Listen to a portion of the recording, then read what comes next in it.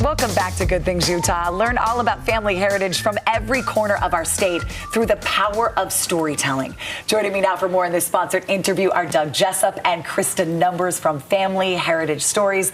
Welcome, you two. Thanks for having us. Look in the camera. Yeah. Great minds. Yeah. Right They here. really do. Great minds think. You felt blue. We felt blue today. We were feeling it. Yeah, well, I have a little green, but that's okay, you know. Doug, that is the color for Family Heritage Stories, and I know so many of our viewers tune in right here on ABC4 Sunday nights at 11. Tell us about the show. Why did you decide to do it? Well, Family Heritage Stories is about preserving our family history. It's one of those things where if stories are not passed down from generation to generation, they're lost.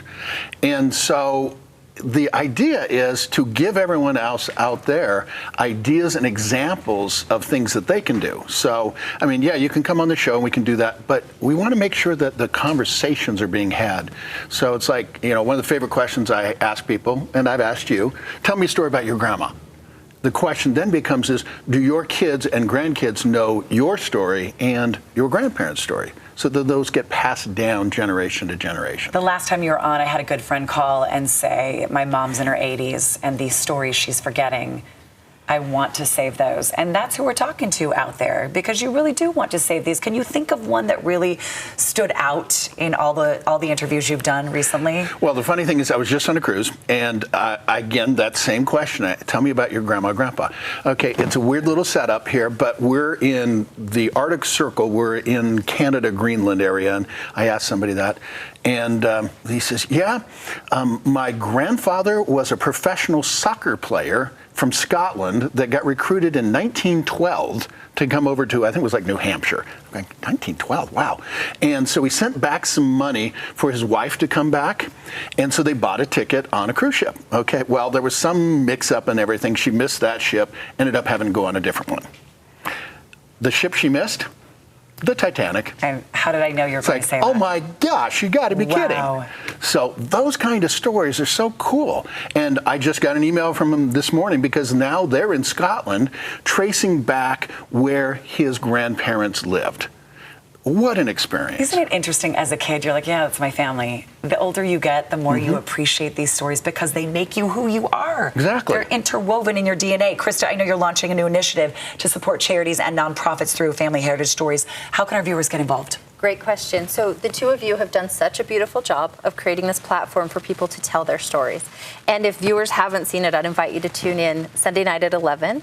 Right here on Channel 4 and really take advantage of seeing these stories that you're talking about brought to life.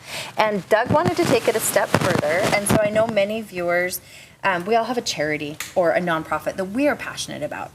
Doug's show is a nonprofit, and so we're thinking, how do we collaborate with people? So if you have a nonprofit or a charity that you would like to support, please reach out to me, Krista at fedorafoundation.org, and let's talk about how we can use this beautiful platform to amplify that story. And also, as an added bonus, you will get an interview to tell your own family story or gift that to somebody. Describe to our viewers Fedora Foundation and what that means. So the Fedora Foundation is the nonprofit, the 501c3, that is supporting family heritage stories.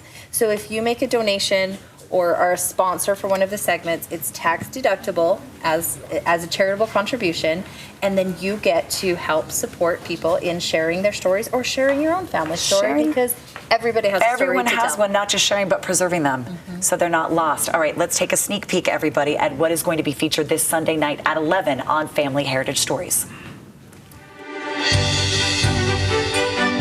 Boy, I think I could do that, and I think I would excel if given an opportunity to be a firefighter, and I really like to serve the community. There's a story, right? There's always a story. I became mayor and was the 45th mayor and the first woman mayor. There is a lot you can learn about traditions, values, and culture when you travel. Brought a very important item. It holds a very special place in movie history. This is the Holy Bible from The Shawshank Redemption. I can't believe you got Brandon Fugel. Isn't that awesome? He has such an amazing collection of rare books and movie memorabilia, and we kind of get to have some fun all the time. And is a fan of Family Heritage Stories. Oh, yeah. He watches it all the time, and he's been on it. In fact, I think I can say this. He's actually on our board of directors. So thank you, Brandon. Yeah, thank you. He believes in the project that much. ABC4, 11 o'clock on Sunday nights, everybody. Please tune in. Krista's info and Family Heritage Stories info will be on our website. And our thanks to Family Heritage Stories for sponsoring this interview. Good to see you, too.